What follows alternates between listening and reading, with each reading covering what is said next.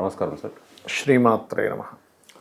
Sir నేను చిన్నప్పుడు కానీ నా పూర్వీకులు వీళ్ళు ఎవరున్నా సరే తెలిసినంత వరకు ప్రతి ఒక్కరం శివాలయం అంటే ఓం నమ శివాయ, భగవంతుడు ఓం నమ శివాయ అని చెప్పి చదువుకున్న వాళ్ళు.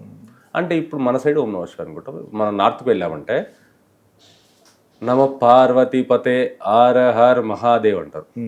ఇప్పుడు మన సినిమా కూడా వచ్చింది, దాంట్లో ఉంది హర హర్ మహాదేవ్ అన్నది ఓం మంత్రం లాగా. కానీ ఓం నమ శివాయ మంత్రాన్ని డైరెక్ట్ ఎవరు పడితే వాళ్ళు పాటించకూడదు. అది పాటించే మంత్రం కాదు. దానికి కొన్ని పద్ధతులు, నియమాలు చాలా ఉంటాయని చెప్పేసి అంటున్నారు. కానీ మనం ప్రతి ఒక్కరు ఓం నమ శివాయని గుడి పోయి అనుకుంటాము. కానీ అది అనొద్దు, దానికి కొన్ని నియమ నిబంధనలు ఉంటాయి, కొన్ని వాడించాలి అని చెప్పేసి అంటే ఏంటి సార్ అసలు అది?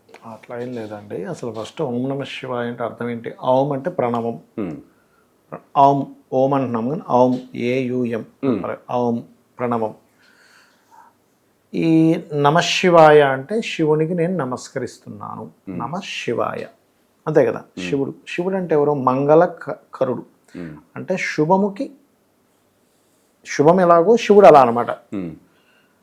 శుభానికి మంగళానికి నేను నమస్కరిస్తున్నాను. ఓకే.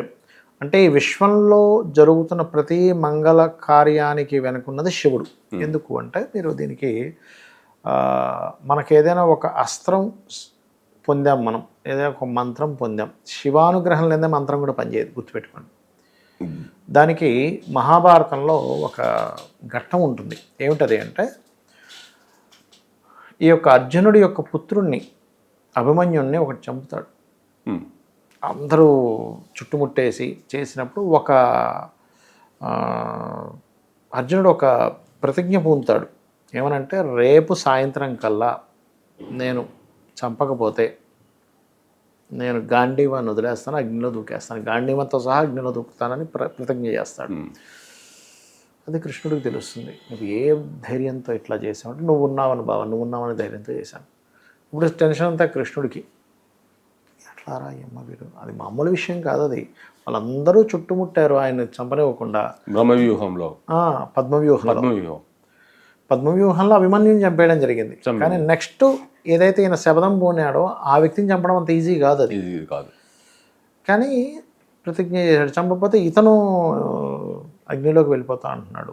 ఏమిటిది అని సరే అని ఆలోచించి, సరే ఇవాళ ముందైతే నిద్రపోయే ముందు శివార్చన చేసుకొని నిద్రపో అని చెప్పి చెప్తాడు. అర్జునుడు తన మందిరంలోకి వెళ్ళిపోతాడు, కృష్ణుడు వెళ్ళిపోతాడు.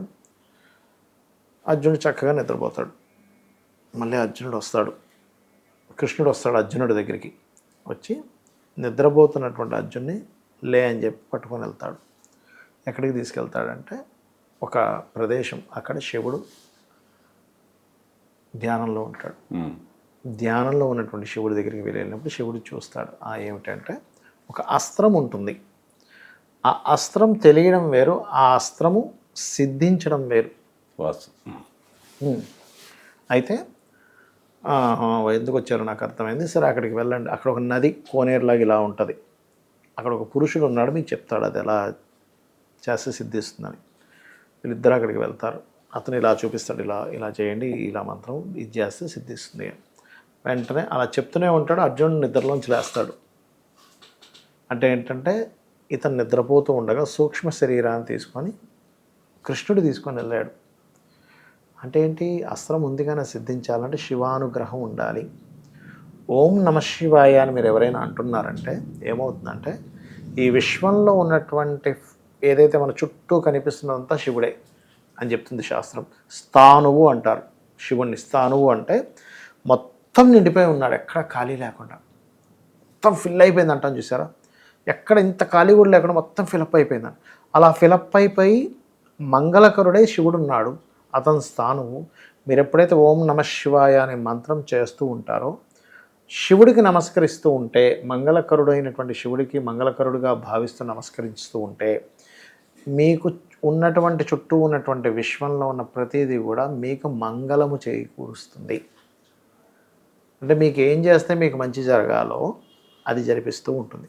మనం ఒక్కోసారి కొన్ని విషయాలను అయ్యో నాకు మంచి జరగట్లేదు అనుకుంటాం, కానీ మీకేం తెలుసు అది మంచి జరుగుతుందో జరగట్లేదు. దాని ఫైనల్ ఒకటి ఉంటుంది కదా. ఇప్పుడు ఒక చిన్న విషయం అండి, ఒక జ్యోతిష్కుడు ఒక అతనికి చెప్పాడు, అయ్యా మీ అబ్బాయికి మీరు ఈ ఏజ్ లోపల మీరు అసలు కొనకండి, వెహికల్ చేతికి ఇవ్వకండి అని అవును. చెప్తే ఆ అబ్బాయి వాళ్ళ తండ్రి కొని ఇవ్వకుండా అట్లాగే మండుకున్నాడు. అబ్బాయి ఒకటే గోల, లేదు నువ్వు నాకు కొని ఇవ్వాలి, ఎందుకు కారు కొని ఇవ్వట్లేదు, అది ఇది అది. లేదురా నీకు అర్థం కావట్లేదురా, ఇప్పుడు నీకు వద్దురా, నీకు ఇది కరెక్ట్ టైం కాదు, కరెక్ట్ టైం అంటే నా మీద ప్రేమ లేదా, అది లేదా, ఇది లేదా, నువ్వు అసలు ఇది చేస్తే ఇంకా ఆ బాధ భరించరా కారు కొనిచ్చాడు. నెక్స్ట్ డే యాక్సిడెంట్ అయింది. హాస్పిటల్లో పడ్డాడు. బెల్ట్ పెట్టుకోలేదు, స్టీరింగ్ తలగ తగులుకుంది. అంటే మనమేమనుకుంటాం, తండ్రి ఇవ్వట్లేదు అని. తండ్రికి తెలుసు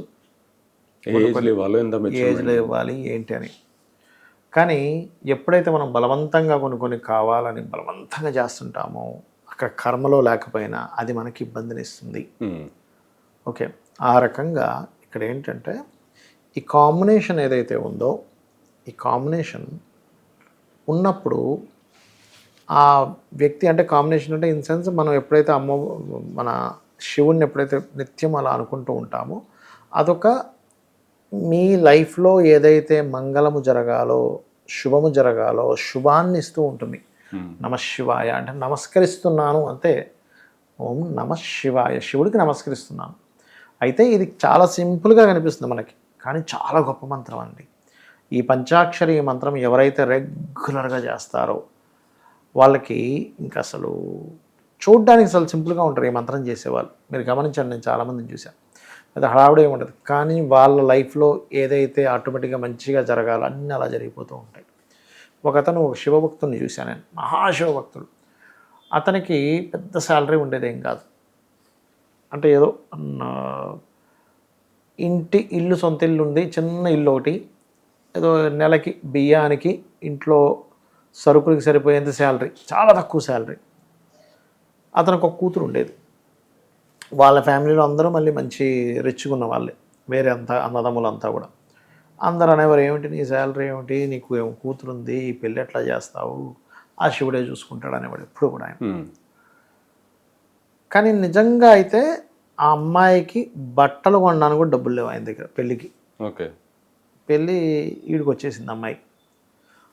వాళ్ళ చుట్టాల్లోనే ఫారిన్ కంట్రీలో ఉండేటువంటి ఒకరు ఆ ఊరికి అనుకోకుండా వచ్చి వాళ్ళ ఇంటికి వెళ్ళి, ఆ అబ్బాయి ఈ అమ్మాయిని తప్పితే ఎవరిని చేసుకుని అనగానే మొత్తం ఖర్చులతో వాళ్ళు పెళ్లి చేసుకుని తీసుకెళ్ళారు.